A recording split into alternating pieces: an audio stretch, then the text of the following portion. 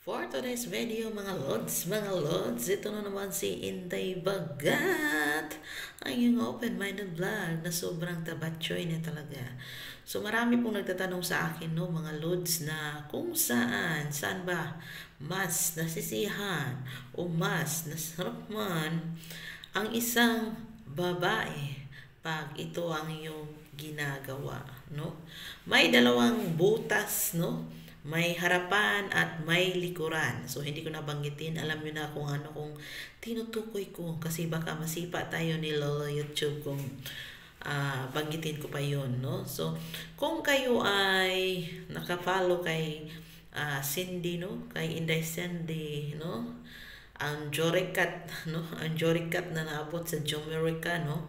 Kung nakapalo kayo at napanood niyo at nabanggit niya doon ang tungkol sa witpo, no? Alam niyo na yung witpo. Yung bangag, yung lungag, no? Sa likuran, no? So, yan po ang tatalakayin natin ngayon. Kung saan nga ba mas hiyang ang babae, mas prefer ng isang babae pag siya po ay ginaturja mo mga dodong na inday, no? So disclaimer, kung ikaw po ay hindi po open-minded, kung ikaw po ay walang kajwa-jwa or wag ka na pong manood sa video na to dahil ang video na to ay hindi para sa iyo at hindi ka makaka-relate sa video na to mga dodong o mga inday, no? Para lamang to sa mga open-minded, no? At gustong magkaroon ng something na ma-learn, no? For educational purposes, no? Yun po ang tamang banggitin, no? So, kadalasan po, no, sa mga babae is, kasi tayong mga Pinoy ay tinatawag nating hindi pa tayo sanay na yung butas pala, no? Butas sa likuran ay pwede din palang pasukan. So, tayong mga Pinoy, hindi pa tayo ganong aware, parang hindi pa accepted sa atin ang mga ganyang bagay. Yung, kung may gumagawa pa man is 1/4 pa lang, no? Kung sabihin natin sa 100%, 1/4 pa lang. While other countries, no, sa ibang mga bansa, no, hindi ko nabanggatin kung anong bansa, ay mas prepare nila na walang doon sila sa butas sa likuran, no? Doon nila yung mas prepare. Kasi nga mas prepare nila doon. So trivia talaga to. Kasi hindi talaga to alam ninyo, no?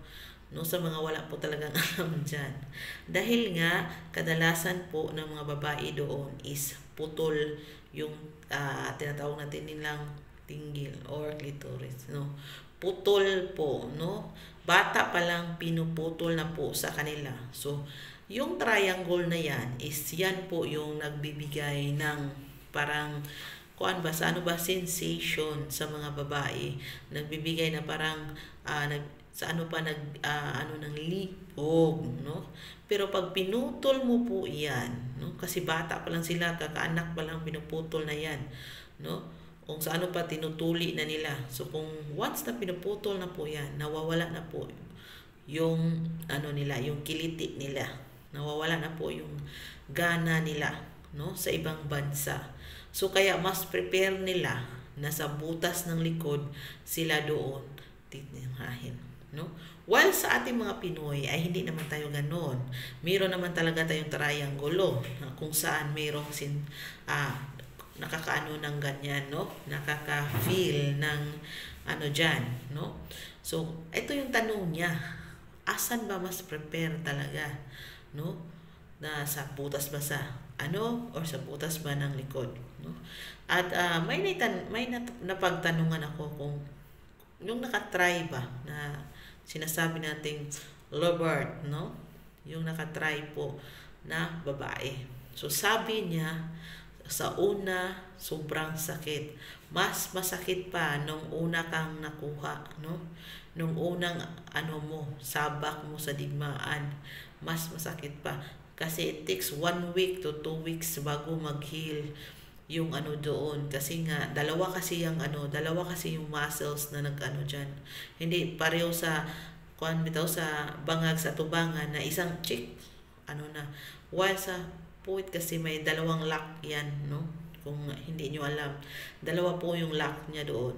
So, parang sirain muna yung dalawang lock na yun bago, no? Bago maipasok ng buo yung mga ano dyan, mga saging-saging nyo dyan.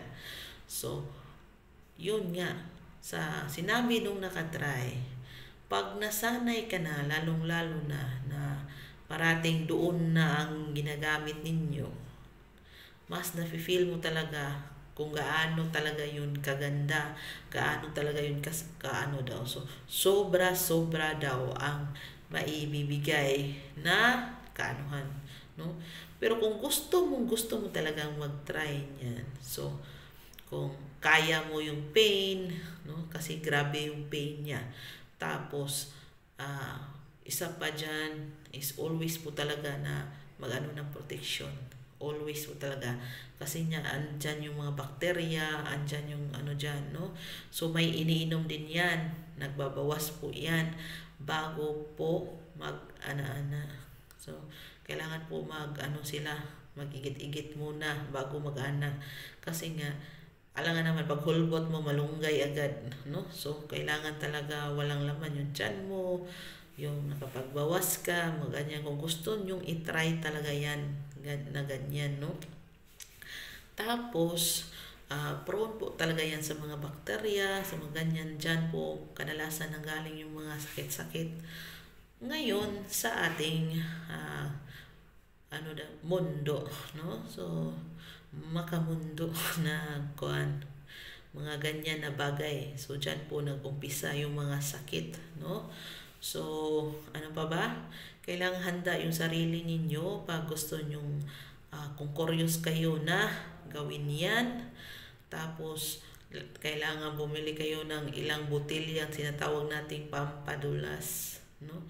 Kailangan talaga para hindi nyo ma-feel kung gaano kasakit, no?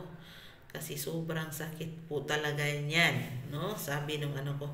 Pero pag nasanay na daw, kung gaano kasarap ang sa front, mas doble or triple pa talaga pag sa likod, no? So, kung nasanay ka na talaga, no? Kaya sanayan lang daw yan.